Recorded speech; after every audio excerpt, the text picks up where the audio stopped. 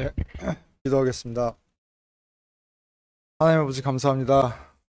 이렇게 말씀을 알게 해주시고 또 이렇게 말씀을 바로 전할 수 있는 정말 이 교회를 주심을 다시 한번 감사드립니다. 주님, 저희가 정말 이 구원받은 데 그치지 않고 저희 하루하루의 삶이 정말 주님께 나아가고 주님께서 앞으로 하실 일에 있어서 저희가 정말 주님께 보상을 받을 수 있는 그런 군사로 정말 군사가 되기를 바라며 나아가는 저희가 될 수 있도록 하여 주시옵소서. 주님 이 세상 것들을 바라보지 않도록 하여 주시옵고 그 세상 것들을 보면서 정말 저희가 바로 알고 또 거기에서 구분돼서 주님의 일을 할 수 있는 저희가 될 수 있도록 하여 주시옵소서.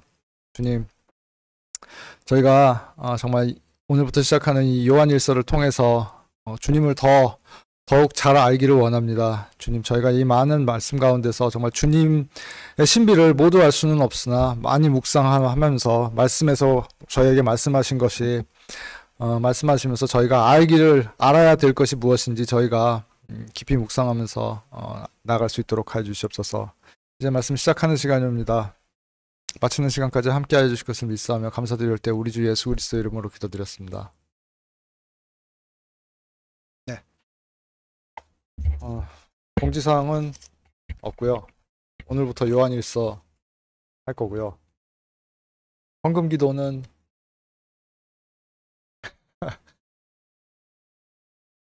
하나님 아버지 하루도 허락해 주시옵니다. 주님께서 내 살을 먹으라고 했습니다. 살이신 이 말씀을 온전히 저희가 다 받아 먹을 수 있는 하나님 아버지께서 그 받아 먹을 살 잘 저희가 소화시킬 수 있도록 저희 드리는 작은 물질 하나님 아버지 뜻에 따라 쓰이고 풀어주신 모든 것에 감사드리며 우리 주 예수 그리스도 이름으로 기도드렸습니다.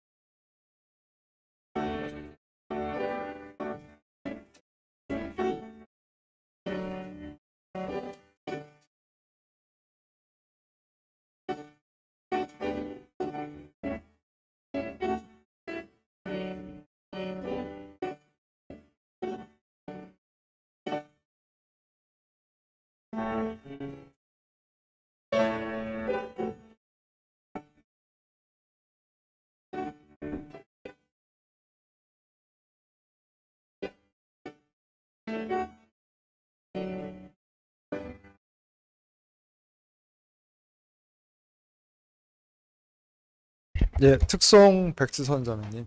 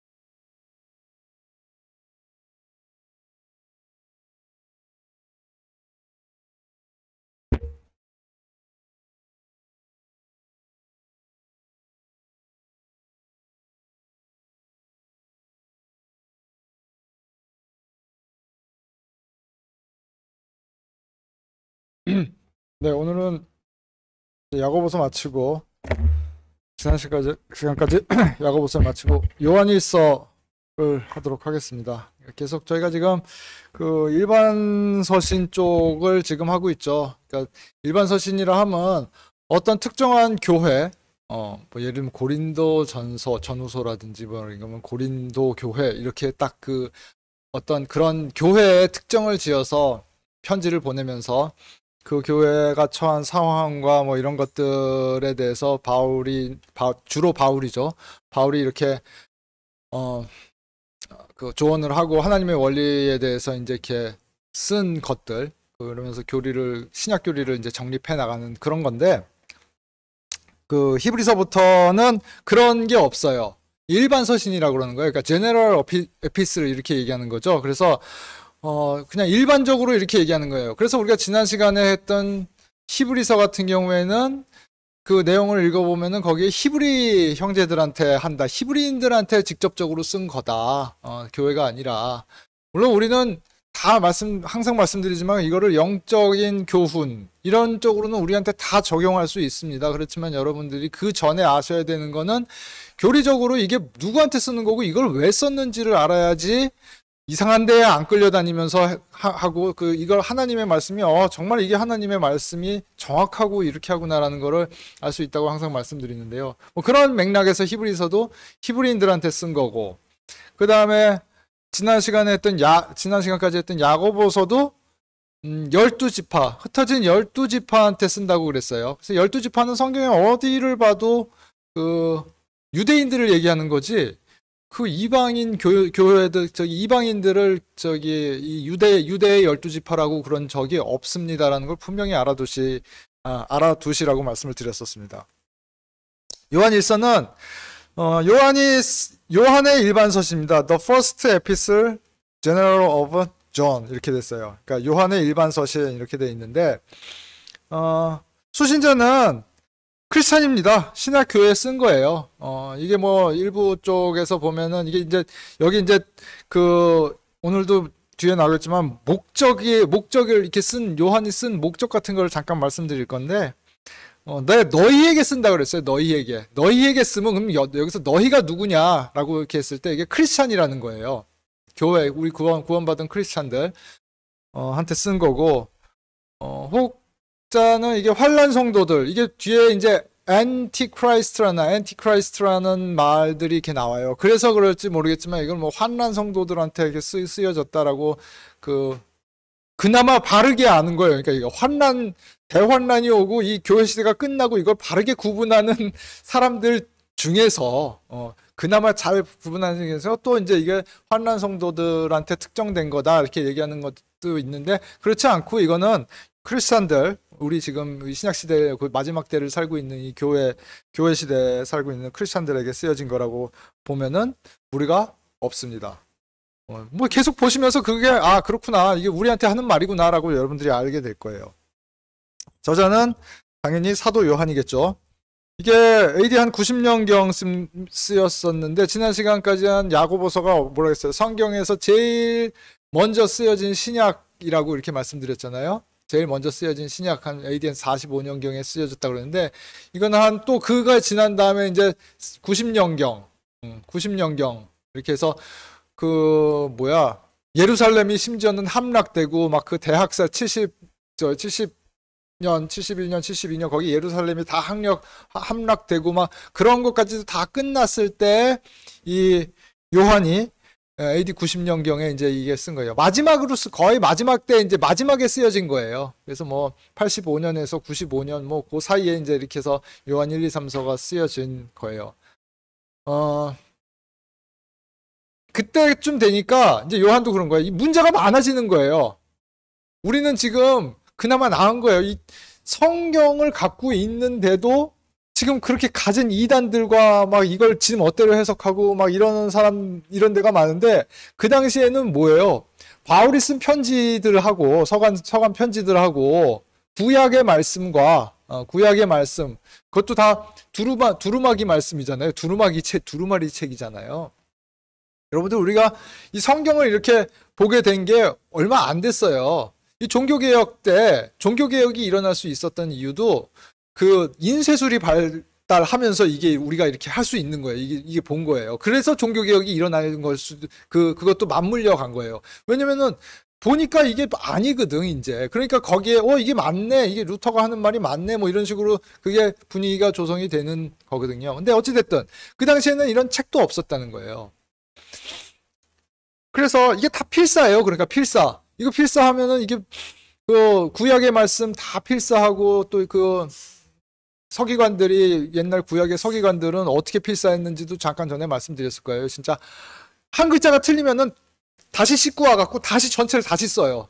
책 자체를. 그렇게 이 정성들, 이게, 이 말씀이 훼손되면 안 되기 때문에 그렇게 했던 게 그 유대인들, 서기관들이었었는데, 어찌됐든, 옛날에는 그렇게 해서 그 필사를 한 거예요. 그래서 성경책 하나 얻으려고 그러면은, 그 필사가들을 고용해다가 그거를 몇 년씩 그 밥 먹여 가면서, 그러니까 어떤 사람들이 그 성경책 하나 갖고 있으면 이거 어마어마한 거예요. 말하자면은 돈 있고, 뭐 성주들이나 우리 중세시대 때 같은 데 보면 성주 막 이런 사람들 있죠. 그런 사람들이나 이거 가질 수 있는 거였었어요. 성경책이. 어찌됐든 뭐 중세가 그런데 뭐 요한 때 이제 90년대에서 그 예루살렘 함락되고 유대인들 다 디아스포라로 다 흩어져 나가고 막 그러고 나서 교회를 다니고 이제 그 전에 사도행전이나 이런 데서 봐서 이제 바울이나 바나바나 이제 베드로 뭐 이렇게 해서 이제 사도들이 다니면서 했지만 거기에는 또 이제 말하자면은 그 사탄이 막 이제 나쁜 씨를 막 뿌리는 게 많았겠죠, 당연히. 그래서 이제 그때 영지주의라든지 무슨 뭐 그러니까 신비주의, 뭐 우리 쉽게 말하면은 그런 것들 막 하면서 은사주의 막 이런 거. 우리 뭐 오순절 은사주의 뭐 이런 순복음교회 같은 데 사는 것들이 그런 거잖아요. 그런 것들이 막 들어오면서 이 말씀이 막 흐려지는 거예요. 그러니까 초대교회 우리가 그러지만 뭐 우리보다 더 심각한 문제들이 이제 막 많으니까 요한이 이제 이 맨 마지막 때 90년대쯤에 이제 계시록이 아마 요거 다음에 이제 맨 마지막 그때쯤 쓰여지는데 그때쯤 해서 이제 요한 1, 2, 3서를 적은 그런 그 배경이 있다고 아시면은 될 것 같습니다. 에베소에서 이 요한 1, 2, 3서를 다 기록했고 요한계시록도 에베소에서 유배가 갖고 이렇게 요한이 기록했고요. 그 다음에 요한이 그래서 5권을 쓰죠. 책을 5권을 쓰죠. 우리가 지금 이제 앞으로 할 요한 1, 2, 3서 하고 그 다음에 요한복음을 썼고 그 다음에 잘 아시는 요한계시록을 이제 쓴 거예요.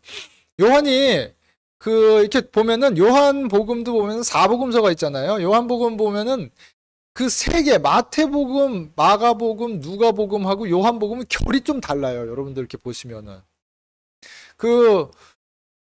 한 가지 사건과 예수님이 이렇게 살아가신 것들을 사도들이 보면서 적었는데, 물론 다 한 영이 쓰셨어요. 성령에 의해서 쓰여진 거예요. 근데 성령이 이 요한한테 보여주시고 요한을 통해서 쓴 글은, 예수님의 나머지 3권하고는 약간 이 결이 좀 많이 달라요. 이게 무슨 얘기냐면은, 하나님의 아들이라는 거, 예수님의 신성이라는 거. 그러니까, 전에 마태, 마가, 누가라고 그러면은, 누구냐면은 약간 사람들 입장에서 어떻게 예수님을 받아들이게 할 건지 그런 관점들이 있는 거예요. 예를 들면 마태복음 같은 경우에는 야, 니네가 기다리던 왕이었어. 그분이 왕이었어라는 그 부분이 있어요. 그래서 나중에 이 대환란 계시록하고도 직접 연관되는 부분이 아주 많은 게 마태복음이에요. 그래서 마태복음이 유대인들을 목적으로 타겟으로 지어진 그런 거고, 뭐 누가복음은 뭐 예를 들면 뭐 헬라인들 뭐 이런 식이에요. 마가복음은 로마인들 뭐 이런 식으로 하는데, 이 요한복음은 어떻게 보면 크리스찬들을 위해서 쓰여진 거예요. 예수님이 어떤 분인데 그분이 신이다. 하나님의 아들이다. 이 얘기를 요한이 쓴 거예요.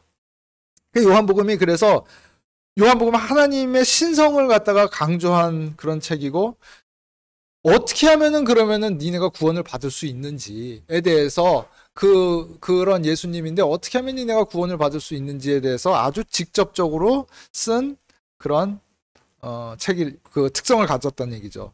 그러면은 이제 요한 1, 2, 그러고 나서 한참 있다가 요한 1, 2, 3서를 이제 요한이 쓴 건데, 아까 얘기한 것처럼 그런 뭐 문제들에 대해서 이렇게 쓰는데, 결국은 이 주제는 사랑하고, 사랑이에요, 사랑. 사랑하고 교제해라, 교제. 이 교회 안에서 성도 간에 교제를 해라. 어떻게 그래서 살아야 된다. 라는 그런 얘기를 갖다가 지금 이제 요한이 요한 1, 2, 3서를 통해서 어떻게 살아야 된다라는 얘기를 하고 있는 거예요. 구원 후에 어떻게 살아야 된다 이렇게 얘기를 하고 있는 거고. 그래서 이 요한이 여러분들 그 복음서나 이런 데 보면 알겠지만, 예수님이 제일 사랑하던 그런, 어떻게 보면 좀 나쁜 말로 하면 편애해갖고 다 요한을 질투하고 이랬던 게 있어요. 항상 그래서 요한 요한이 지난번에도 뭐 얘기했지만 3대장 중에서도 요한이 항상 그렇게 예수님 항상 옆에 탁 붙어 있고 그랬단 말이에요. 그래서 특별히 그래서 요한한테 하나님이 더 많은 것을 보여주셨고, 심지어는 그래서 그렇기 때문에 요한이 이 하나님의 속성, 예수님의 속성이 예수님이 하나님이었구나라는 걸 갖다가 어떻게 보면은 더 많이 느끼고 보면서 이게 이런 거였었구나라는 거를 더 많이 봤을 거라는 저희가 추정을 해봅니다. 그렇기 때문에 나중에 계시록도 하나님이 요한을 통해서 보여주신 거예요. 그래서 요한이 보여주셨다는 걸 우리가 그렇게 알고 계시면 될 것 같고요. 아까 말씀드린 것처럼 주요 주제는 그 교제입니다. 제가 이제 말씀드릴 때마다 하겠지만, 너희에게도 어떻게 뭐 1장 3절에 보면은 너희에게도 밝히 드러내면, 요한일서 뭐 이렇게 보면 너희에게 이렇게 내가 쓰는 이유는 내가 쓴 이유는 밝히 드러내는 이유는 가르치는 이유는 뭐 이런 식으로 이렇게 얘기가 나와요. 그게 목적인 거예요. 내가 왜 썼냐면은 이렇게 얘기하는 거예요. 1절 다음 시간에 1장 3절 말씀처럼 일단 주제는 교제하게, 아까 말씀드린 것처럼 사랑으로 교제하게 하려 하는 거고, 그 다음에 기쁨으로 충만하게, 두 번째는 기쁨으로 충만하게 하려고 하는 거고, 그 다음에 범죄치 아니하게 하려고, 2장 1절에도 할 때마다 이제 제가 말씀드릴 거겠지만, 너희가 범죄하지 않게 하려고, 너희가 구원은 받았어서 지옥으로는 안 가지만, 범죄하면은 어떻게 되고, 범죄하지 않게, 그러면은 범죄하지 말아야 될 거 아니냐, 범죄하지 않게 하기 위해서 이 편지를 쓰고, 그 다음에 부끄러움을 당하지 않게 하기 위해서 2장 28절에 보면은 부끄러움을 당하지 않기 위해서 이걸 쓴다. 이 얘기는 결국은 좀 알아라 이거예요. 바르게 알아야 된다. 아까도 말씀드렸지만 영지주의 하나님이 예수님이 그래 몸으로 오신 게 아니라 우리 영으로 오셨어. 라고 막 주장하는 사람들이 막 많았다는 거예요. 그런 잘못된 가르침들을 따라갔을 때 어떻게 된다? 하나님이 오셨을 때, 예수님이 다시 오셨을 때 너희가 부끄러움을 당한다. 그러니까 예수님 무슨 일을 하더라도 예수님을 보고 그리스도의 심판석에 갔을 때 부끄러움을 당하지 않도록 하나님께서 이런다는 거죠. 그거 왜 했냐? 라고 한 거야. 나는 열심히 했어요. 하나님을 위해서 열심히 했어요, 나는. 근데 하나님이 뭐라고 그래요? 그거 왜 했냐? 이렇게 물어보시는 거예요. 그래서 나 하나님을 위해서 했는데요. 아니, 내가 언제 그렇게 하라고 그랬는데 이렇게 되는 거예요. 말하자면 이렇게 되는 거예요. 그게 이제 거기서 부끄러움을 당한다는 거예요. 그게. 그래서 좀 아시라는 거예요. 알고 니네가 바르게 알아야 된다라는 거예요. 그 다음에 다섯 번째 맨 마지막 5장 13절에 나오는 알고 믿게 하려고, 니네가 알고 믿게 하라고, 느끼고 믿게 뭐 이런 게 아니라 알고, 바르게 알고 믿게 하려고. 그래서 이런 그 요한복음에서 이런 이제 그거를 썼다라고 하면서 그때 말씀드릴 거예요. 이제 절마다 나왔을 때마다 이제 요한이 지금 이렇게 쓴 목적이 이거고 지금 이렇게 얘기를 하고 있다라고 말씀을 드릴 거니까 그렇게 이제 감안하고 들어가면 될 것 같습니다. 요한일서 1장 1절 같이 읽겠습니다. 시작. 처음부터 계셨던 그것, 그 생명의 말씀에 관하여는 그것을 우리가 들었고 우리 눈으로 보았으며 자세히 살펴보았고 우리 손으로 만졌노라. 예, 2절도 같이 읽죠. 2절 같이 읽겠습니다. 시작. 그 생명이 나타났음에 우리가 그것을 보았고 또 아버지와 함께 계시다가 우리에게 나타나신 그 영원한 생명을 증언하며 너희에게 보이노라. 예, 오늘 제가 여러분들에게 말씀드릴 거는 그 1장 1절에 처음부터 계셨던 그거. 처음부터 처음이라는 게 그럼 도대체 어떤 거냐라는 거에 대해서 그 말씀을 드릴 거고요. 그 다음에 두 번째로는 말씀에 대해서 말씀에 대해서 간단하게 말씀을 드릴 거고요. 그 다음에 2절에 나와 있는 아버지와 함께 한다는 거에 대해서 말씀을 드릴 거고, 그 다음에 네 번째로 마지막으로 이거 영원한 생명에 대해서 이렇게 말씀드릴 거예요. 영원한 생명이라는 게 도대체 뭐냐? 그거에 대해서 이게 각자 이게 말하는 게 뭐냐라는 거예요. 사실 제가 야고보서 이제 그 마무리하면서 뭐 거의 한 달 정도 이제 말하자면 끝나고 나서 이제 한 달 정도 이렇게 이 요한일서를 이렇게 좀 보고 이렇게 하면서 이게 참 항상 시작이 어렵고 특히 요한일서는 무슨 말을 해야 될까라는 생각이 들었어요. 왜냐면은 너무 당연한, 우리 교회 여기 지금 이 말씀을 들으시는 성도분들한테는 너무 많이 했고 너무 당연한 얘기를 드려서 너무 잘 이해를 하시고 계시는 걸 거예요. 예수님이 말씀이시고 처음부터 계셨고 아버지와 함께 계셨고 영원한 생명이시고 이 얘기를 갖고 뭘 또 얘기를 하나 라고.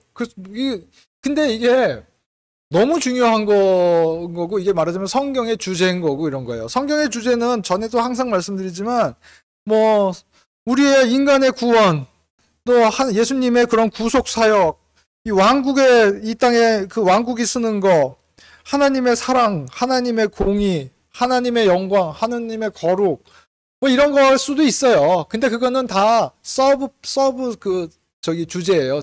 그런 거예요. 항상 말씀드렸지만 성경의 주제는 뭐다? 예수 그리스도다. 예수 그리스도고 주인공은 예수 그리스도고 예수님이 뭘 하셨고 그 다음에 앞으로 뭘 하실 거고 그게 주제인 거예요. 그게 자꾸 이걸 아전인수 내 입장에서 보면 이 구원이 중요하지, 이 구원을 하기 위해서 이 책이 쓰여졌어 아니라는 거예요. 바로 보시라는 거예요. 그 와중에 우리가 여기 구원도 있고 하나님의 영광도 드러나고 뭐 이렇게 하는 거지. 주제는 뭐다? 예수 그리스도의 하신 일과 하실 일.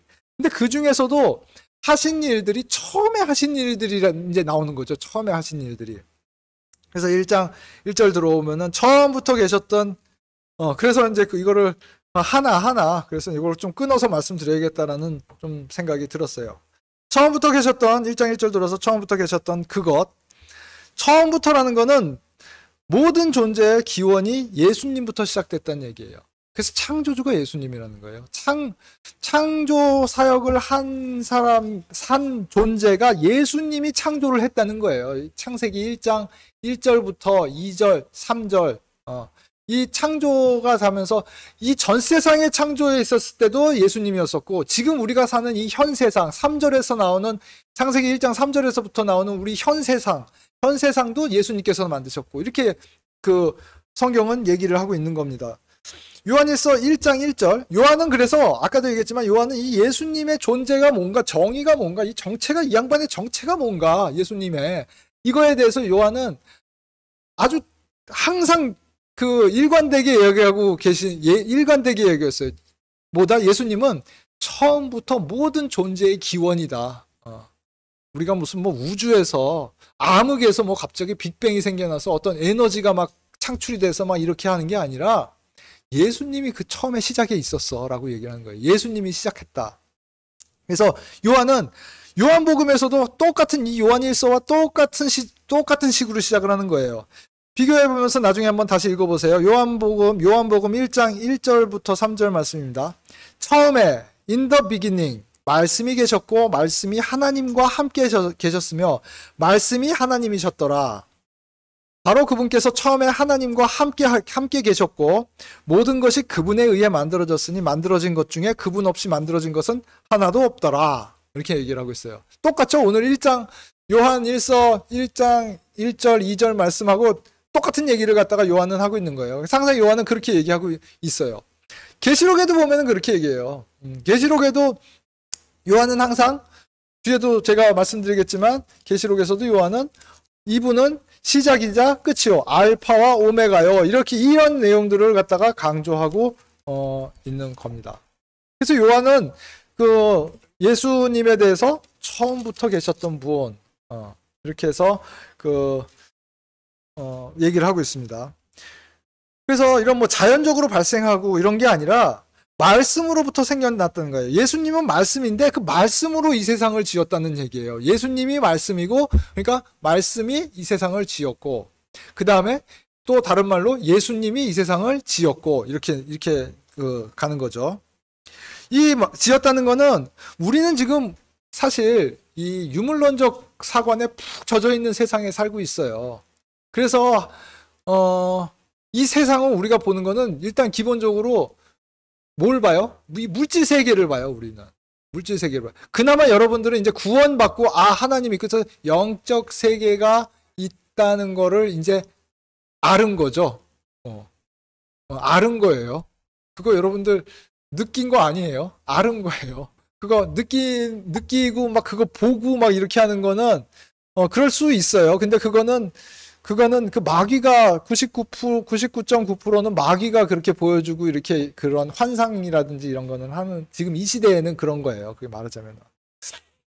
그 사도 시대나 뭐 이때까지는 하나님이 그걸 허락하셨어요. 왜냐면은 그게 이제 말하자면 말씀이 없었기 때문에, 말씀이 이렇게 우리처럼 성경이 없었기 때문에. 근데 지금 이 은혜 시대, 교회 시대를 사는 우리한테는 그런 거는 하나님이 허락하시지 않은 거예요. 그래서 여러분들이 영적인 세계가 있구나, 이걸 안단 말이에요. 그래서 이 사탄이 이렇게 역사하는구나, 하나님이 이렇게 해서 역사하셔서 한다는 거야.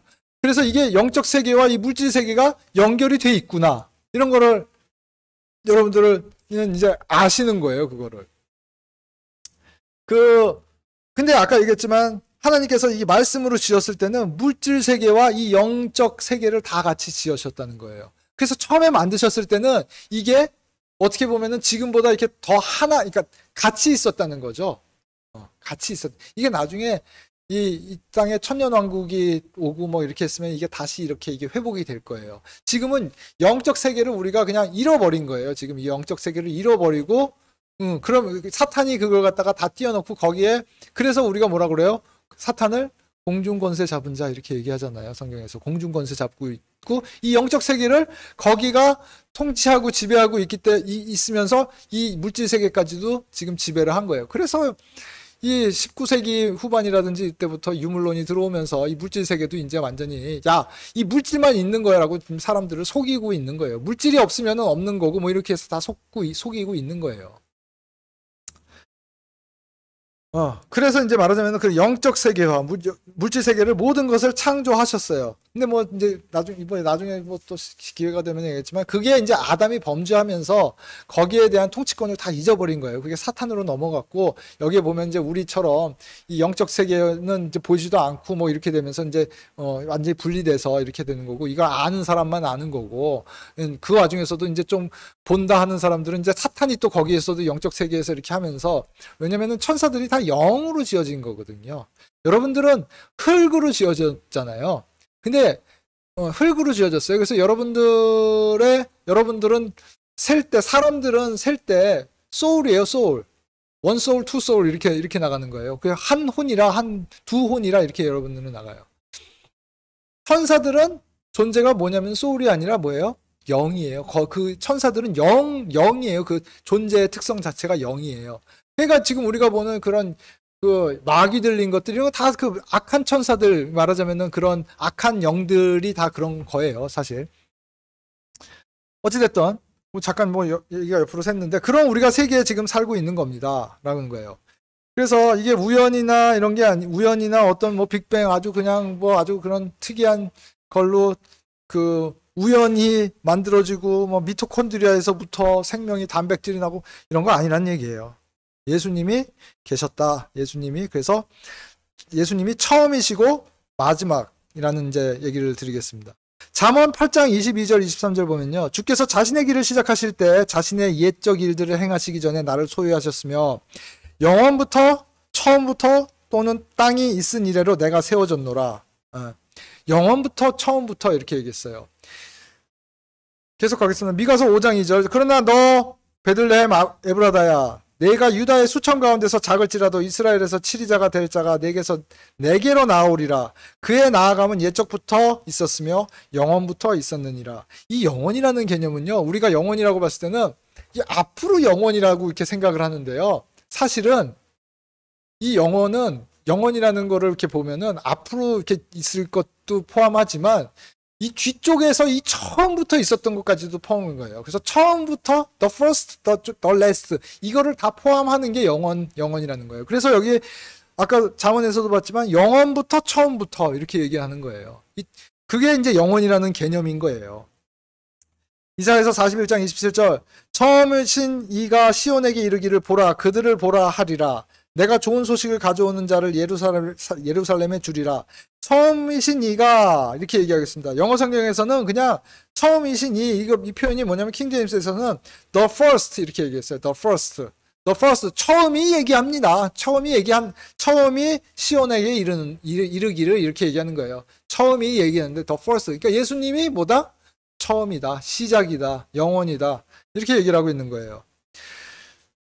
이사야서 또 44장 6절 이스라엘의 왕인 주 곧 그의 구속자인 만군의 주가 이같이 말하노라. 나는 처음이요 나는 마지막이니라. The last, the first, the last. 나 외에는 다른 신이 없느니라.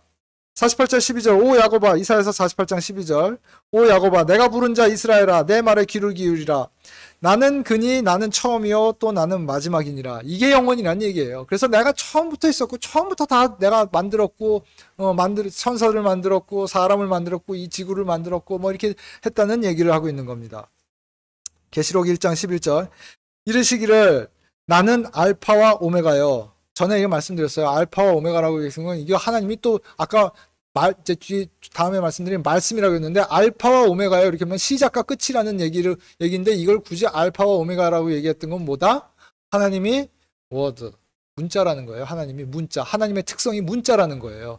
그래서 이 말씀, 어떤 무슨 무슨 환상의 에너지라든지 뭐 이런 존재가 아니라 워드라는 얘기예요. 워드. 그거를 알라는 얘기예요. 그래야지 내가 워드를 해야지 니네가 알 수 있다는 거예요. 그거를. 우리는 워드를 느낌으로 봤나요? 지각으로 봤죠? 그래서 알라는 거예요. 알파와 오메가야 처음과 마지막이라 내가 보는 것을 책에 기록하여 아시아에 있는 7교회 곧 에베소, 서머나, 버가모, 두아디라, 사데, 필라델피아, 라우디게아 교회에 보내라 하시더라. 이건 나중에 계시록할 때 기회가 있으면 말씀드릴 텐데 계시록은 요 7교회한테 쓰는 거예요. 그 대상이. 이 7교회한테 쓴 계시록 그게 이 7교회는 뭐라고요?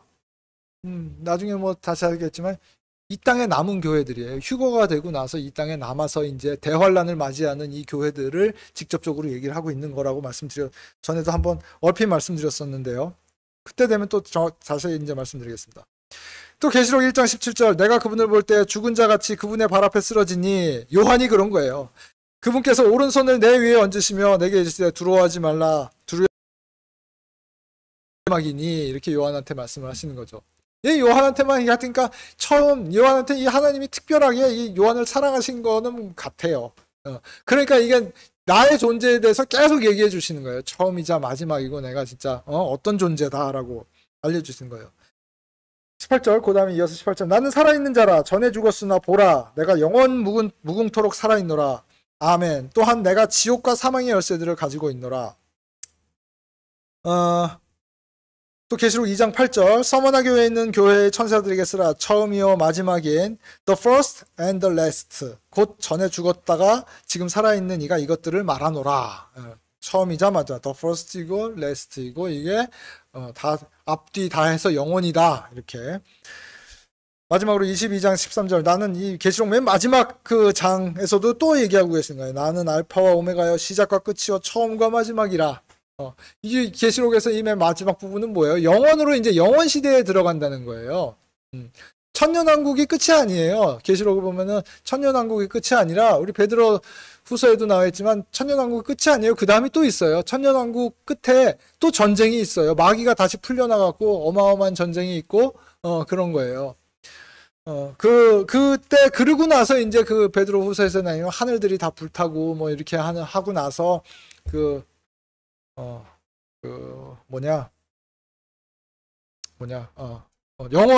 영원이라는 이제 새로운 시대가 온다는 거죠. 우리는 그것까지도 바라보고 이 땅에 지금 살고 있는 거예요. 천년왕국 정도를 바라는 게 아니라 많은 교회들에서 내가 죽은 다음에 그냥 천국 가갖고 하늘, 그러니까 셋째 하늘에 있는 그 내 혼이 거기 가갖고 어떻게 살 거다 이렇게 그 정도 관심을 갖고 있으면은 너무 비참한 거예요. 너무 비참한 거예요. 그게 거기서 우리는 조금 더 나간 게 이제 뭐 말하자면은 이 땅에 그 하늘에 있는 그 셋째 하늘에 그 하나님이 이 땅에 내려오셔서 이 땅에서 통치하실 거고 여러분들은 거기서 통치권을 갖고 다스릴 거다. 이게 여러분들이 가진 소망이고 그 다음에 더 그 소망을 가질 수 있고 우리가 그 정도가 아니라고 여러분들이 말하자면 희망과 용기와 기쁨을 가지셔야 될 게 그 다음에 또 영원이라는 게 오는구나 라는 거. 거기서 그것까지도 우리가 바라보면서 이 땅에서 뭘 해야 되는가 라는 걸 좀 고민을 많이 하셔야겠죠. 그때까지도 이렇게 갈 건데 그때의 보상을 위해서 우리가 어떻게 살아야 될 것인가 이렇게 좀 고민을 해야 되는 거죠. 그래서 이게 처음이자 마지막. 그래서 1장 1절 다시 돌아와서 처음부터 계셨던 이 처음이라는 거는 처음이고 영원 예수님이다 라는 거예요. 그래서 처음부터 계셨던 그것, 처음엔 뭔가 있었는데 하여튼 그것이 있었어요. 그것. 근데 그것이 뭐냐면은 즉 생명의 말씀에 관해서는 이런 거예요. 이 말씀이라는 거는 예수님의 이름이에요. 예수님의 이름이에요. 계시록 19장 13절 보면은 또 그분께서 피에 담근 옷을 입으셨는데 피에 담근 옷을 입었다는 얘기는 와갖고 그 아마게돈 그 전쟁에서 그 믿지 않는 이방인들의 군대들을 갖다가 아주 짓밟아 나갖고 완전히 옷을 흰 옷이 다 피에 이렇게 다 젖었다는 얘기예요. 피에 담근 옷을 입으셨는데 그분의 이름은 하나님의 말씀이라 불리느니라. 뭐라고요? 그분의 이름은 하나님의 말씀이라 불리느니라. 이름이 뭐라고요? 하나님의 말씀이 예수님이라는 얘기예요. 이게 예수님의 이름이라는 거는 뭐예요? 그 사람의 본질이자 특성이자 이런 걸 갖다가 나타내는 거잖아요. 근데 하나님의 이름 자체가 말씀이다. 이렇게 하나님을 정의하고 있습니다.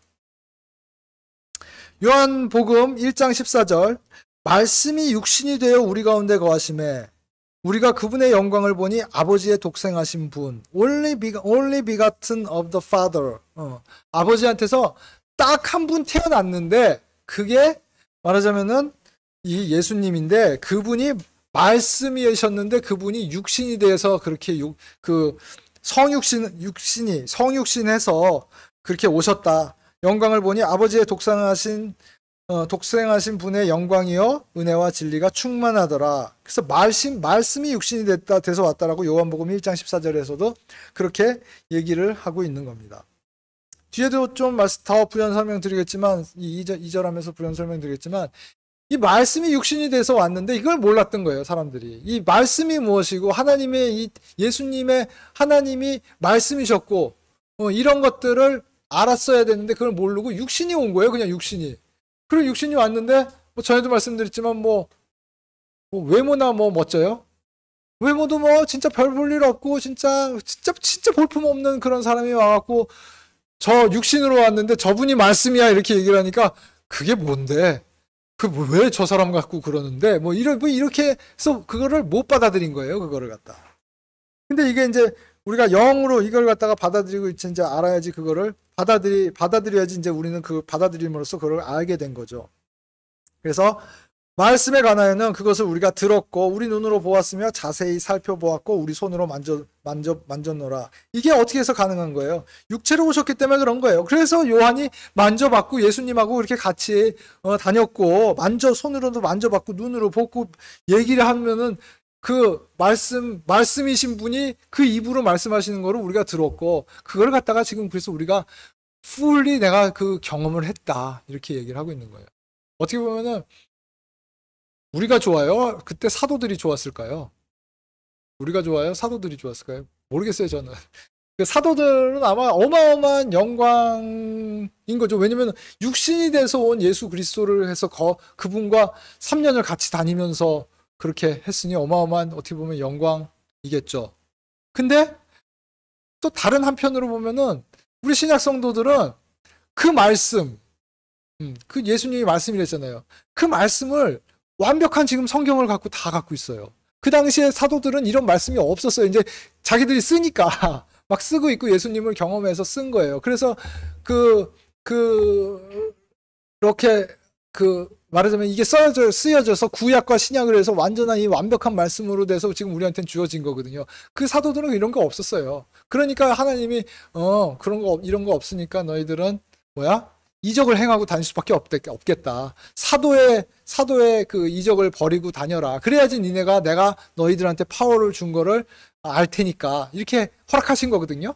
어떻게 보면은 우리가 그거에 대해서는 지금 더 많이 알고 갖고 정립되어 있는 이 말씀들을 갖고 있고 앞으로 오실 일들이라든지 일어날 일들이라든지 이걸 우리는 사실 다 가진 사람들인 거예요. 어마어마한 거죠. 사실 여러분들 이 구원받고 이 바른 말씀을 갖고 이걸 이해하고 있다면은 바르게 이해하고 있다면은 그런 여러분들이 그런 존재라는 거예요. 그래서 아시라는 거예요. 이거를 알려고 그러질 않고 아유 됐고 구원받고 나는 그냥 이 땅에서 그냥 복이나 좀 받고 천국 갈래. 이러면은 말짱 그렇게 되지도 못할 뿐더러 참 비참한 거라는 얘기예요. 자, 그래서 그 말씀이 육체로 오셔서, 근데 육체로 지금, 아까 이제 육체로 오셨는데, 여자의 씨, 다윗의 씨, 아브라함의 씨, 이걸 갖다가 지금 택해서 오신 거예요. 하나님께서 이 육체로 내가 오겠다. 원래 예수님은 말씀이고 하나님으로 하나님과 함께 계셨어요. 하나님이시면서 하나님과 함께 계셨던 이 말씀이 육체로 오신 거예요. 그래서 이 말씀을 우리한테 주신 거죠. 그게 이제 말하자면은 요한이 특별히 쓴 아까 얘기한 것처럼 요한복음과 요한 1, 2, 3서, 요한계시록. 요한이 지금 이걸 썼을 때는 지금 막 사도들 바울이 지금 막 이 서간서를 막 그동안 이제 계속 썼던 거고 그 다음에 이제 요한은 이 말씀을 이렇게 내가 나한테 주신 게 해서 내가 이 다섯 권의 책을 지금 이제 막 쓰고 이렇게 하고 있다는 거예요. 그래서 내가 이 말씀을 내가 경험했다. 요한이 그렇게 얘기하고 있는 거죠.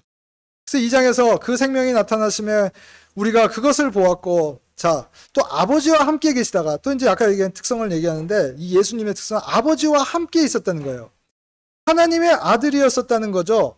아까 1절부터 1절에서 얘기한 것처럼, 처음부터 하나님과 함께 계셨던 예수님은 처음부터 하나님과 함께 계셨던 창조주라는 거예요.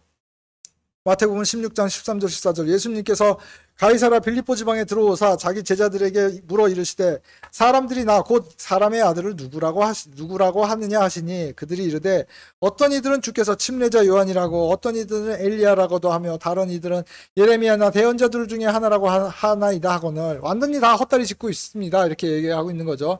그분께서 그들에게 이르시되 그러나 너희는 나를 누구라고 하느냐 하시니 16절 시몬 베드로가 대답하여 이르되 주는 그리스도시요 살아계신 하나님의 아들이시다 하며 주는 그리스도였는데 영어 성경 보면 Thou art the Christ 이렇게 얘기했어요.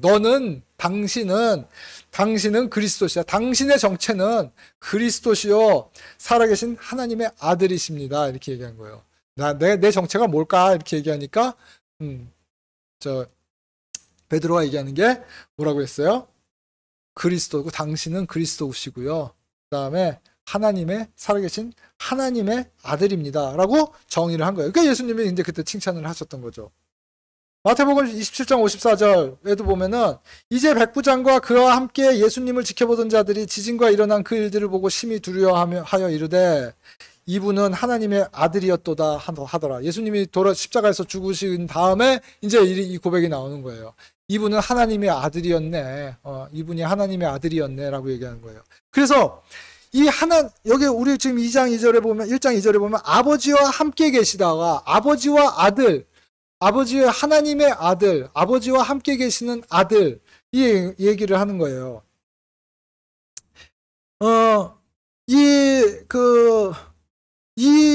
지금 요한과 이 베드로와 지금 여기 백부장과 천사들은 하나님의 아들이라고 이게 예수님에 대해서 정의를 딱 한 거예요. 하나님과 함께 계시던 아들이었다라고 이렇게 얘기를 하고 있는데 이거를 받아들이지 않으면은 기독교가 아닌 거죠. 유대교에서는 뭐라고 그래요? 예수님을 메시아를 사칭하는 어떤 범법자 뭐 이래서 잡아 죽인 거잖아요. 그 다음에 사생아, 마리아가 간통을 해서 낳은 사생아죠. 결혼도 하기 전에 낳은 사생아 이렇게 본 거예요. 그러니까 바리새인들이 예수님 보면 우리는 너처럼 그런 사생아가 아니야. 너처럼 그렇게 범죄자가 아니야. 이렇게 복음서에도 그런 식으로 얘기를 하잖아요. 그게 다 그런 거를 바리새인들이 알고 있는 거예요. 그리고 유대인들은 그렇게 된 거고.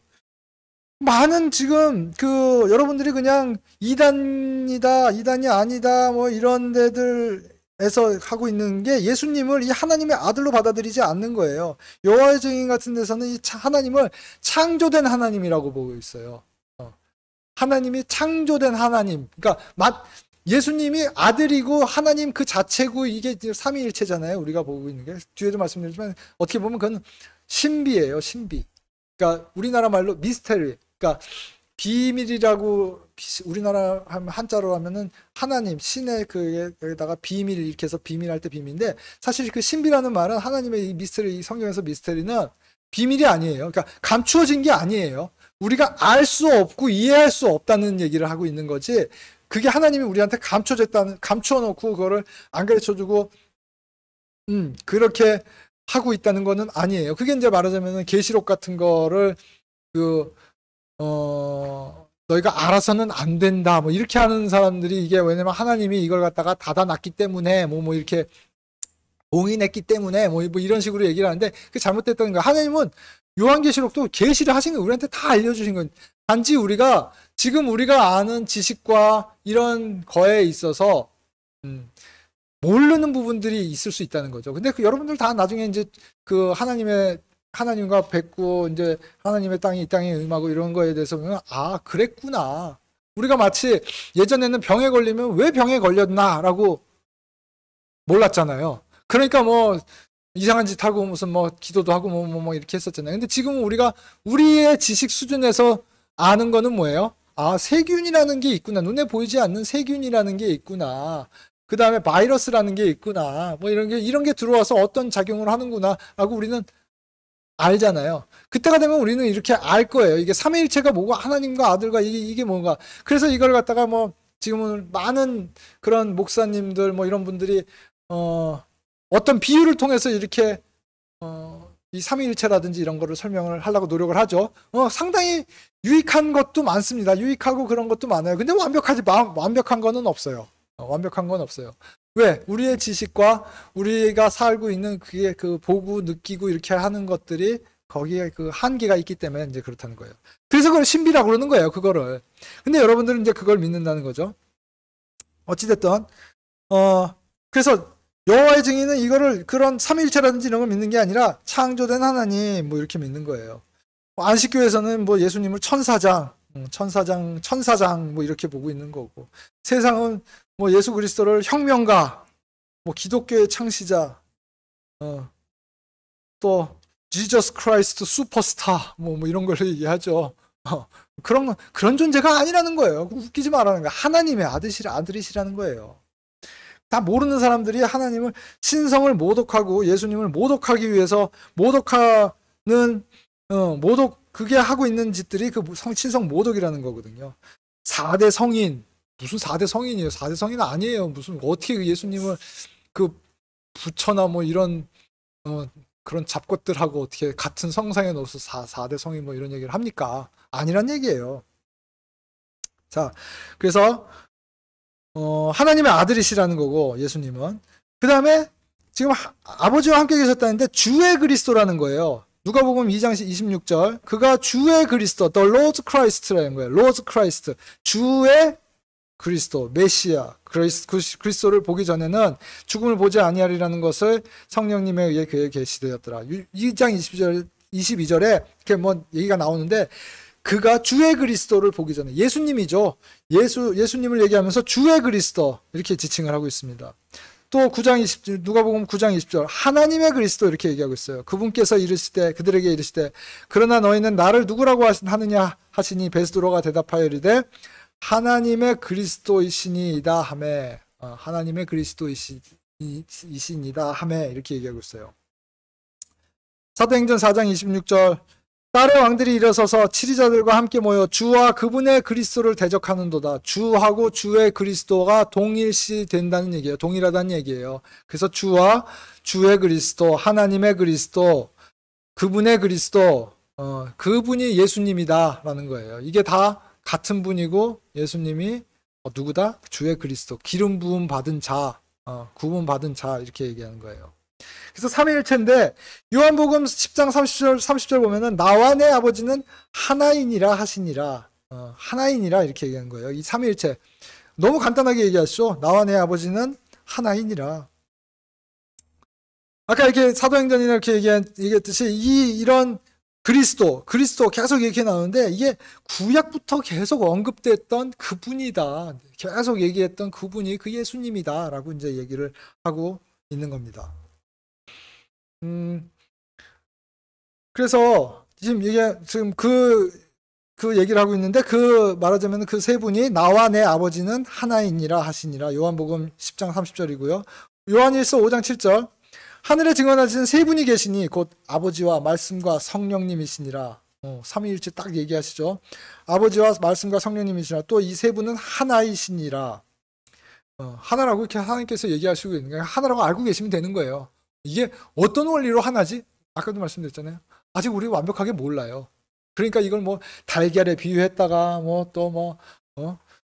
달걀의 노른자와 껍질과 흰자에 비유했다. 그것도 굉장히 진짜 이해를 잘 하는 그거예요. 그랬다가 몸과 혼과 영혼에 또 비유를 했다가 이렇게 막 하는데 다 좋습니다.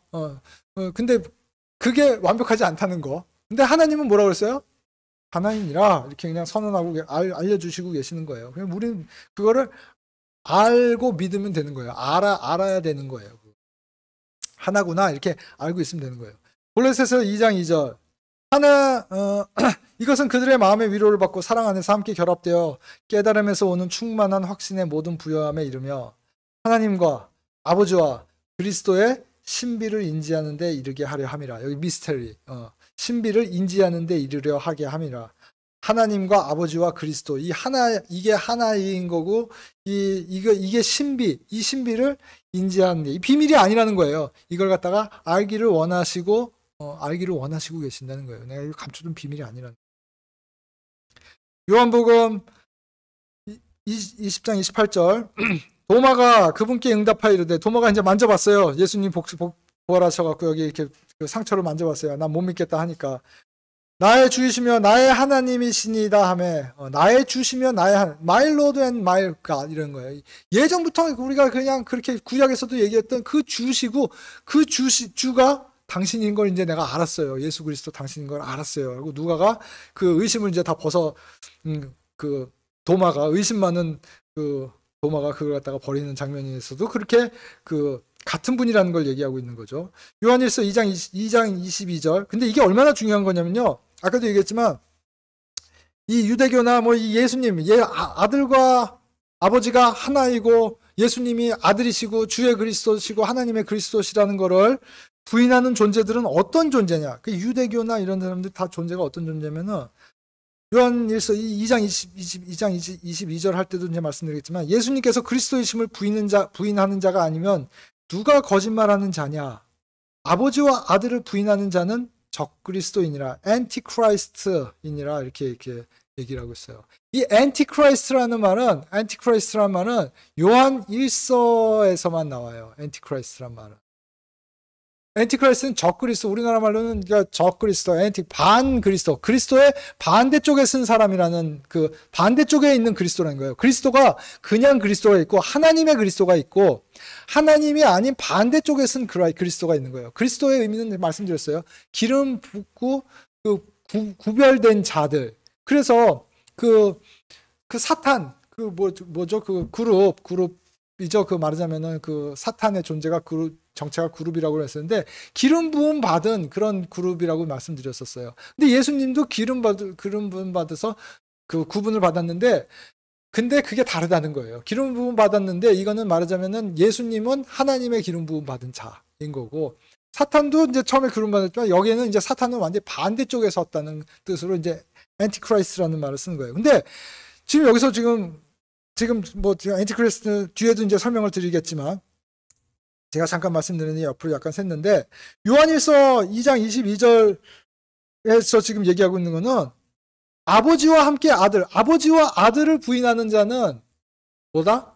엔티크라이스트라는 거예요. 그러니까 아까 얘기했듯이 지금 유대교나 이슬람교나 아버지 뭐 이렇게 된 사람들은 다 뭐다? 엔티크라이스트라는 거예요. 적그리스도의 지금 세력에 서 있는 사람들이다. 이렇게 얘기를 하고 있는 거예요. 요한일서 2장 23절 그 다음 절에 누구든지 아들을 부인한 자에게는 곧 그에게는 아버지가 없대. 아들을 인정하는 자에게는 아버지도 있느니라.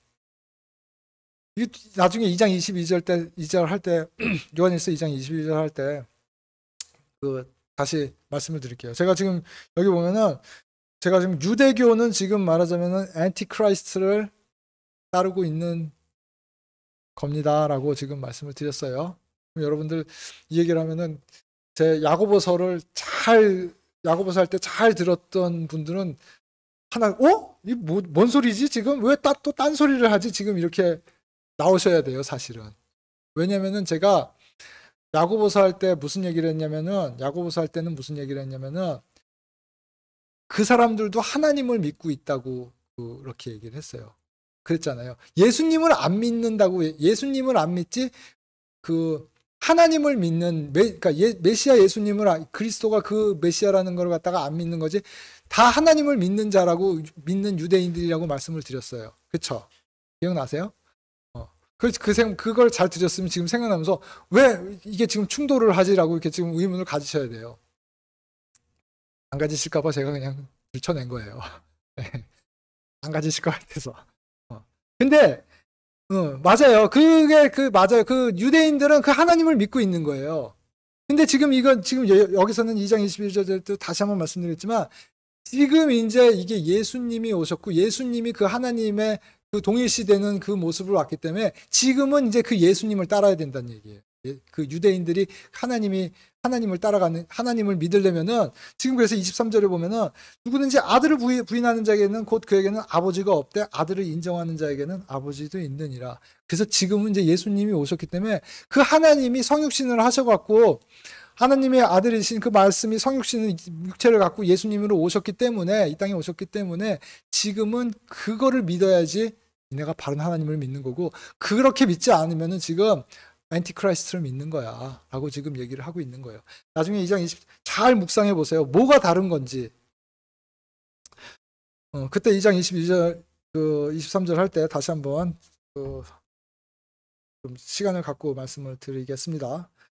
요한이서 1장 9절에도 그렇게 얘기를 하고 있어요. 누구든지 죄를 지으며 그리스도의 교리에 거하지 아니한 자에게는 하나님이 없고 그리스도의 교리 안에 거하는 자에게는 아버지와 아들이 둘 다 있느니라 이렇게 얘기를 하고 있는 겁니다.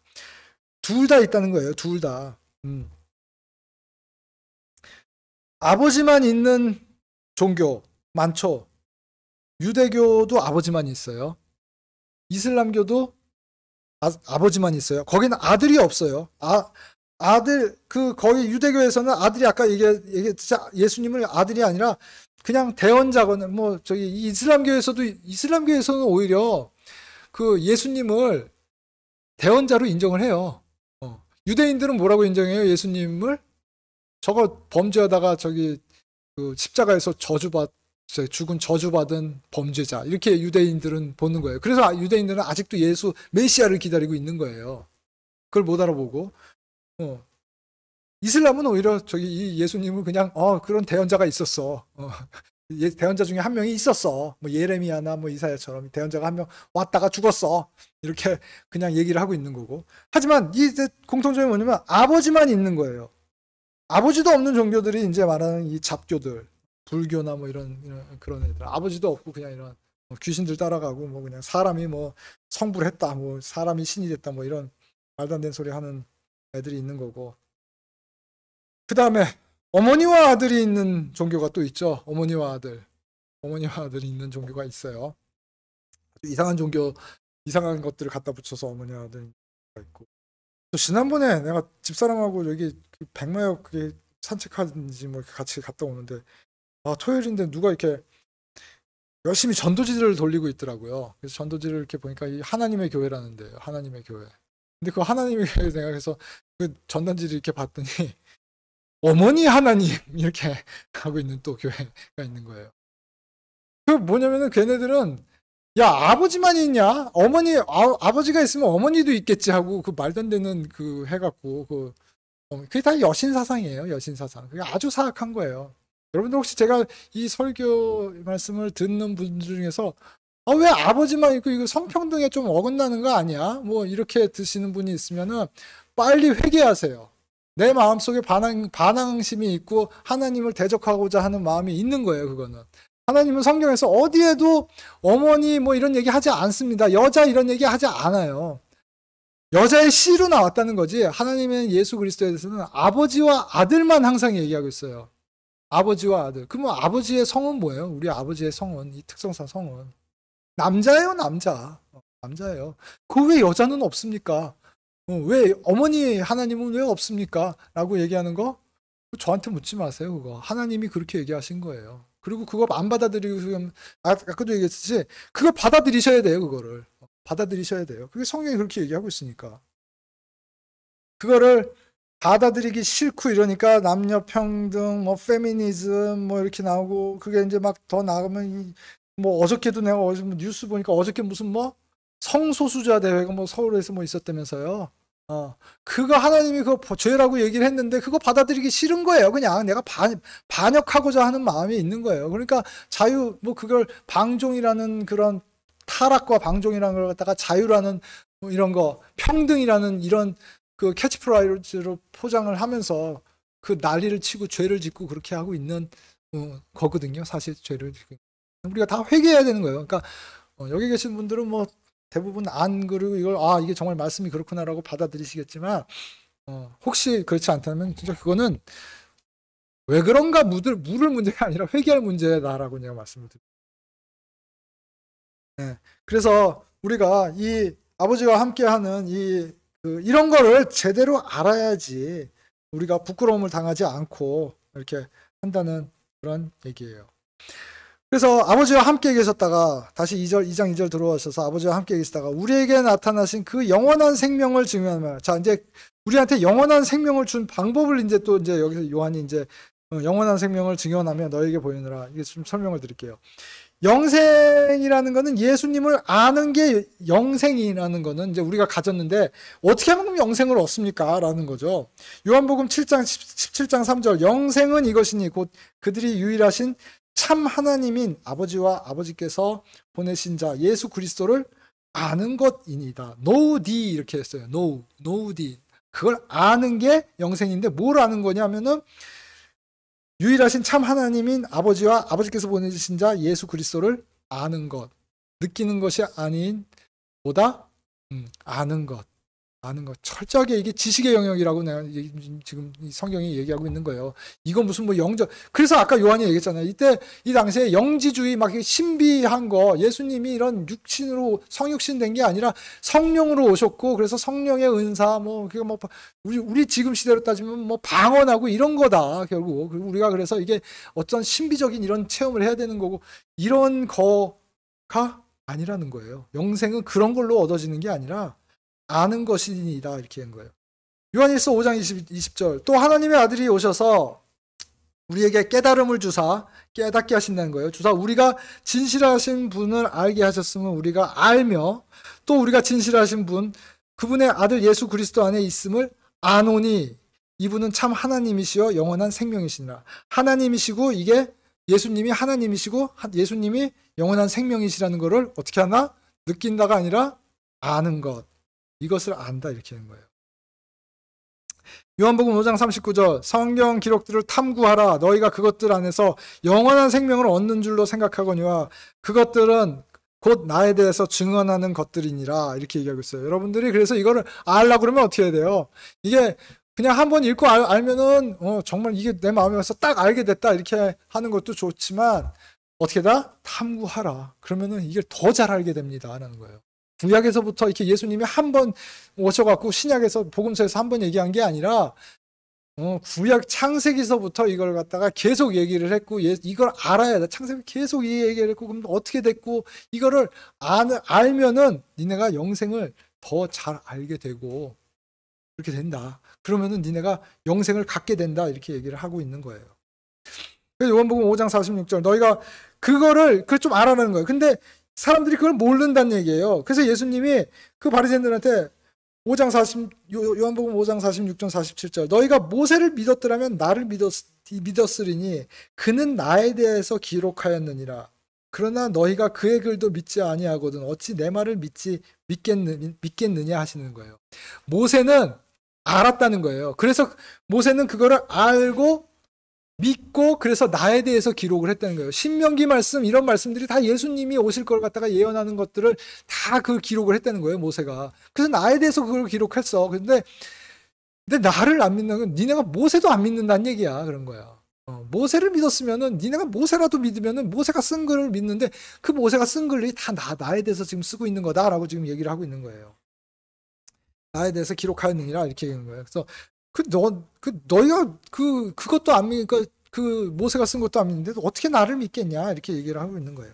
여러분들은 적어도 모세보다는 지금 말하자면 많이 알고, 지금 말하자면 모세를 믿고, 지금 그걸 갖다가 알고 있다는 거라는 거예요.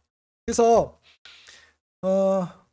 모세나 다윗이나 이런 대원자들이 이미 다 예수님이 오시기 전에 알고, 예수님을 오실 줄 알고, 예수님의 특성이 어떤지 알고, 다 그거에 대해서 사역했고, 그것들을 쓰고 이렇게 했던 사람들이다 라고 얘기하는 거예요. 그래서 이 예수님이 이제 영원한 생명이라시라는 건데, 이걸 어떻게 할 거냐면은, 우리 사람들은 육체 생명이 어디 있다고 그랬냐면은, 레위기 항상 얘기하죠. 레위기 17장에 보면은 17장 11절 14절 말씀에 보면은, 이는 육체의 생명이 피에 있기 때문이라 내가 피를 너에게 주어 제단 위에 뿌려 너희 혼을 위해 속죄하지 아니하였나니 피가 혼을 위해 속죄하느니라. 뭐라고 그랬어요?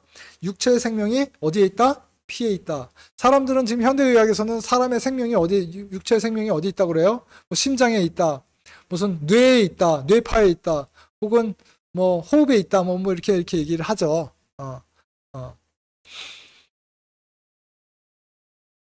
사실 죽었다는 정의는 숨이 멈췄다고 이렇게 얘기하잖아요. 호흡이 끊어졌을 때가 하나님이 얘기하신 영이 걷어가셨을 때, 영을 걷어가셨을 때, 왜냐면은 하나님의 영을 숨을 불어넣으셨다고 그랬어요. 그 창세기에 보면은, 욥기에도 보면은 그렇게 창조의 그 원리가 나와 있는데, 흙을 하나님의 숨을 불어넣는, 그게 영인 거예요. 영이 들어오면은 우리가 숨을 쉬는 거예요. 그래서 영이 떠나가면 우리가 뭐예요? 이 호흡이 없어진 게, 그게 말하자면 성경에 있으면 죽음의 정의인 거예요. 근데 여기서 지금 말하면, 지금 제가 말씀드린 건데, 근데 생명은 어디에 있느냐? 피에 있다. 우리 육체의 생명은 피에 있다. 이렇게 얘기하고 있는 거죠. 14절 말씀에 보면, 이는 피가 모든 육체의 생명이기 때문이니 육체의 피는 육체의 생명을 위한 것이니라. 그러므로 내가 이스라엘 자손에게 말하기를 너희는 어떤 육체의 피든지 먹지 말라 하였나니 모든 육체의 생명은 그 육체의 피인즉 누구든지 피를 먹지 않는 자는 끊어지리라. 성경에서는 생명의 본질은 어디다? 뭐다? 피다. 이렇게 얘기했어요. 생명은 어디에? 육체의 생명은 피에 있다라고 이렇게 얘기하는 거예요. 우리가 이건 현대의학에서 받아들이건 못 받아들이건 하나님이 그렇게 얘기하고 있는 거예요. 우리가 아주 무식한 얘기를 하고 있는 거예요. 피가 아니라 딴 데에 있다 이렇게 얘기하는 거는 아주 무식한 얘기를 하고 있는 거예요. 나중에 되면은 알 거예요. 아, 이래서 하나님이 이 육체의 생명이 피에 있다 이렇게 얘기를 하는 거죠. 근데 잘 들어보세요. 육체 생명이 피에 있다고 그랬어요. 그래서 우리가 이제 생명이 피에 있다고 이렇게 했는데, 하나님의 피를, 예수님은 피를 갖고 오셨어요. 근데 피를 갖고 오셨는데, 어떤 피를 갖고 왔냐면은, 하나님의 피를 갖고 오셨다고 내가 전부터 말씀드렸어요. 사람의 피가 아니에요. 우리를 속죄하기 위해서 사람의 피로는 그걸 속죄할 수가 없기 때문에, 혹은 짐승의 피로는 그걸 속죄할 수가 없기 때문에, 왜? 우리의 몸에 피가 돌면서 이 피가 오염되고 타락해버렸어요. 이 범죄하면서부터. 그렇기 때문에 그걸로는 할 수가 없어요. 하나님의 피를 갖고 오셨다는 거예요. 아까 얘기했듯이 하나님의 생명, 이게 영생. 하나님과 함께 계셨을 때 하나님의 생명, 하나님의 영생 이런 걸 갖다가 이 성육신으로 오시면서 그거를 어디에 갖고 오셨어요? 이 육체를 갖고 오시면서 하나님의 피를 담고 오신 거예요. 이해되시죠? 이제 잘 논리적으로 이해가 되시죠? 내가 육체를 갖고 오는데 육체에 뭐를 갖고 왔냐면 생명을 갖고 왔는데 하나님의 피를 담고 온 거예요. 그래서 요한복음 5장 26절 하나님께서 자기 속에 생명이 있으신 것 같이 아들에게도 주사 그 속에 생명이 있게 하셨고 자기 속에 생명이 있는 것 같이 아들에게도 그 생명을 줬는데 그게 피일 때 육신의 모양일 때 그게 피로 담고 오셨다는 얘기예요. 요한복음 1장 4절 그분 안에 생명이 있었으며 그 생명은 사람들의 빛이었더라. 그분 안에 생명이 있었는데 하나님의 그 영생을 갖고 오셨는데 그 하나님의 피를 갖고 오신 거예요. 디모데전서 3장 16절 논쟁의 여지없이 하나님의 성품의 신비는 위대하도다. 하나님께서 육체 안에 나타나시고 성령 안에서 육체 안에 하나님께서 육체 안에 나타나셨어요. 어떻게 나타나셨어요? 예수님을 통해서 예수님의 몸 안에 그 피를 갖고 오게 하나님의 피를 갖고 오게 하시면서 성령 안에서 이렇게 되시고 천사들에게 보이시고 이방인들에게 선포되시고 세상에서 믿기시고 영광 속으로 올려져 영접을 받으셨느니라. 하나님의 성품의 신비는 위대하도다 이렇게 얘기하시면서 이렇게 얘기한 거예요. 그래서 예수님이 이제 그 피를 갖고 오셨어요. 그 다음에 예수님이 하신 게 뭐예요? 그래서 육신으로 이렇게 해서 오셨어요. 천사나 뭐 이런 모습의 그런 영적인 모습으로 오신 게 아니라 육신을 오신 거예요. 근데 이게 아까 말씀드린 것처럼 사람들이 이제 이 육신으로 오셨기 때문에 말씀이고 이 영적인 존재든지 이렇게 왔으면 알아봤을 거예요. 뭐 하나님의 아들이신가 보다. 근데 육신으로 오셨어요. 그러니까 못 알아본 거죠. 여자의 씨에서 택해서 아까도 얘기한 것처럼 하나님의 생명 여자의 씨로 이제 오신 거예요. 근데 이게 방법이 이것밖에 없었던 거예요. 너희 죄를 속죄하시려면 피가 필요한데 하나님이 필요한데 그 방법이 내가 육신을 입고 이 땅에 오는 것밖에 이 피를 갖다가 갖고 올 방법이 없는 거예요. 그래서 이 땅에 육신으로 오셨고 하나님의 피를 갖고 오셨고 그리고 그 피를 우리를 위해서 다 쏟아 부으셔서 우리한테 생명을 주신 겁니다. 요한일서 5장 11절 또 증거는 이것이니 곧 하나님께서 우리에게 영원한 생명을 주신 것과 이 생명이 그분의 아들 안에 있다는 것이다. 하나님께서 우리에게 영원한 영생을 주셨어요. 이터널 라이프를 주셨는데 그분의 아들 안에 그것이 있었고 그걸 우리한테 줬다는 얘기예요. 요한복음 10장 11절 나는 선한 목자니라 선한 목자는 양들을 위해 자기 생명을 주거니와 그래서 내가 내 생명을 주려고 내 피를 주려고 이 피를 갖고 내가 너희한테 왔어. 이렇게 한 거예요. 신비롭지 않으세요? 요한복음 10장 28절 내가 그들에게 영원한 생명을 주노니 그들이 결코 멸망하지 않을 것이요 아무도 내 손에서 그들을 빼앗지 못하리라. 영원한 생명을 준다. 영원한 이 하나님의 피를 준다. 이렇게 얘기를 하고 있는 거예요. 그래서 우리가 그렇게 돼서 구원받은 우리를 피로 사신 교회라고 그러는 겁니다. 사도행전 20장 28절 그러므로 너희 자신과 온 양떼에게 주의를 기울이라. 성령님께서 너희를 그들의 감독자로 삼으사 하나님의 교회 곧 그분께서 자신의 피로 사신 교회를 먹이게 하셨느니라.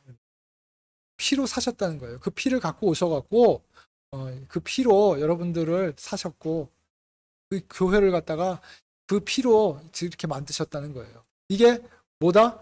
지금 우리 여기 요한일서 1장 2절에 본 영원한 생명을 어떤 형식으로 여러분들한테 이제 전달했다는 거를 갖다가 여태까지 설명드린 거예요. 그 피로 그렇게 갖고 오셔갖고 그 영원한 생명을 여러분들한테 주고 우리 교회를 그렇게 피로 사셨다 이렇게 얘기를 하고 있는 겁니다.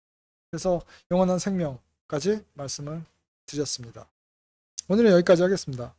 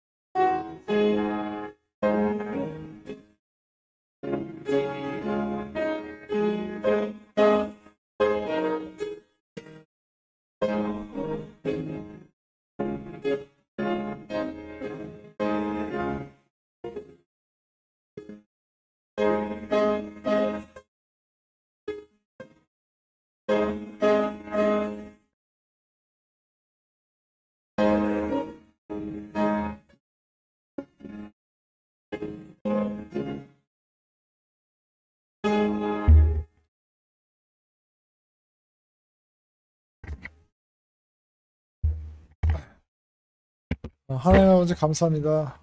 저에게 오늘 말씀을 통해서 예수 그리스도가 어떻게 이 땅에 오셨고 또 어떤 특성을 가지고 어떤 존재이신지를 저희가 깊이 묵상하는 시간을 주심을 다시 한번 감사드립니다. 주님, 정말 저희가 이 말씀을 이렇게 한번 듣고 또 한번 읽고 지나가는 것으로는 정말 저희가 부족하다는 것을 저희가 부족합니다. 주님, 항상 이 말씀들을 마음속에 두고 읽고 반복하고 계속 보면서 그러면서 주님께서 주시는 그런 성령을 통해서 이것들을 바르게 이해할 수 있고 그 가운데서 그 신비들을 깨달아가는 저희가 될 수 있도록 해주시옵소서. 깨닫는 것뿐이 아니라 그 깨달음과 함께 저희 삶이 바뀌고 저희의 삶에 있어서 중요한 것이 무엇인지를 정말 적용해 나갈 수 있는 저희가 될 수 있도록 해주시옵소서. 감사드릴 때 우리 주 예수 그리스도 이름으로 기도드렸습니다.